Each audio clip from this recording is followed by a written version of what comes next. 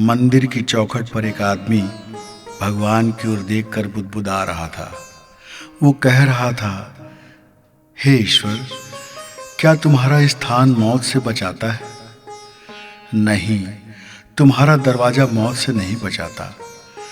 मौत तो वहाँ भी तांडव करती है और हर बार करती है, चाहे वो केदारनाथ हो या और कोई भी जगह।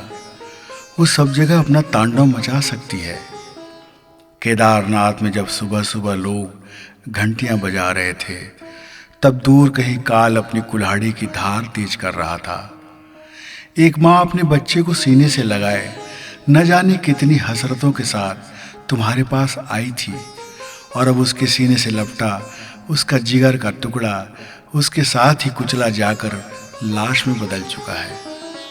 एक माँ के दुख का क्या कहना कि वो खुद उस बाढ़ में बच गई और उसका 13 साल का बेटा उसकी आंखों के सामने बह गया। कितनी हसरत से निकली थी वो तुम्हारे मंदिर के लिए, और किस अंजाम को लिए वो बेजान लाश बनकर पड़ी है। वो भगवान के सामने रो रो कर कह रहा था। मैं उसकी प्रार्थना सुनकर और उस दृश्य को देखकर भारी मन से वापस आ रहा हूँ। और एक और कहीं तुम्हारा कोई भक्त गा रहा है, मोर पत्थरा के देवता बोलत नहीं है। मेरे पत्थर का देवता बोलता नहीं। तू बोलता क्यों नहीं? तू बोल और हमें बता कि तेरे दरवाजे पर जाने के वो जानलेवा रास्ते, वो धूल भरे अव्यवस्था और अराजकता से भरे रास्ते नहीं। तू हमारी प्रार्थना में आ और हमें समझा कि तुझसे किन रास्तों में हम मिल सकेंगे। तू उस पत्थर से बाहर निकलकर हमारे भीतर बैठे शैतानी दिमाग से हमें मुक्ति दिला। हे ईश्वर, वो शैतान हमारी आड़ में मौत के बहाने अपना मकसद पूरा करता है। हमें उस दर्दनाक हादसों से बचा जो हमारी नासमझी और भेड़ चाल वाली बुद्धि से जन्म लेता है। हमें इतना तो शिक्षित कर दे प्रभु कि हम भीड़ न बने, हम तेरी पूजा का सही मर्म जान सके। मैं मन ही मन बुदबुदा रहा था कि तभी मुझे लगा कि पाषाण प्रतिमा की आंखों से आंसू निकल रहे हैं और कोई मेरे भीतर से बोल रहा है कि हे मेरे प्रिय संतान, तुम्हारा ये दुख मुझसे भी सहा नहीं जाता। मैं तुमसे ज़्यादा रोता हूँ जब मैं तुम्हें नासमझी भरे रास्ते पर चलता देखता हूँ। मेरी बात ध्यान से सुनो। ऐसे तांडव से बचना है तो अपनी भेड़ चाल वाली बुद्धि से पीछा छुड़ाओ। अपनी व्यवस्था आप संभालो।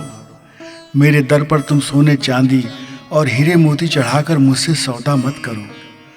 मुझे तुमसे ये सब नहीं चाहिए, बल्कि वो दौलत मेरे दरबार में मत्था टेकने वाले बेबस लोगों की मदद में लगाओ, अपाहिज और दीनहीन की मदद में लगाओ।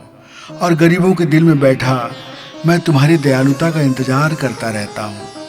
मैं चाहता हूँ कि तुम उनकी खातिर अपनी दौलत लुटाओ, ताकि मैं तुम्हारे भीतर जागृत हो सकूं। इस दौलत से मेरे दर पर आने जाने वालों के जीवन के कांटों भरे रास्तों और हालात को बेहतर बनाने में लगाओ। उन असंख्य लोगों के दिलों में ज्ञान की रोशनी जगाओ जो नहीं जानते कि उन्हें करना क्या है। मेरे भक्तों, किसी दूसरे के भरोसे अपना तीर्थ मत करो। किसी के पीछे पीछे चलकर अपनी आंख बंद मत करो। अपने विवेक का आश्रय लेकर जागना तो शुरू करो। किसी ऐसी परंपरा और चलन का आश्रय मत लो जिससे खतरनाक हालात जन्म ले और जिंदगी मौत बन जाए और सामने भयानक हादसा हो जाए।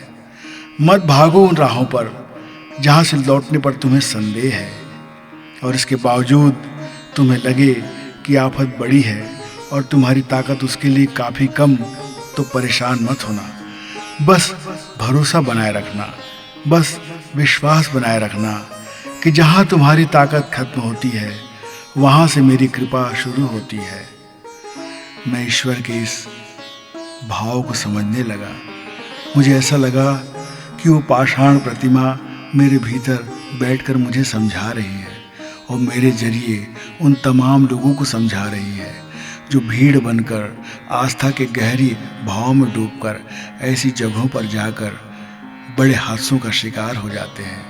परमात्मा सबके दिल में बैठा है। सिया राम मैं सब जग जानी, अपने भीतर में होश को लाओ, जोश में होश न गंवाओ मेरे दोस्त। तुम्हारे भीतर तुम्हारा बैठा ईश्वर यही तो कह रहा है। मोर पथरा के देवता जरूर बोली, मोर पथरा के देवता जरूर बोली।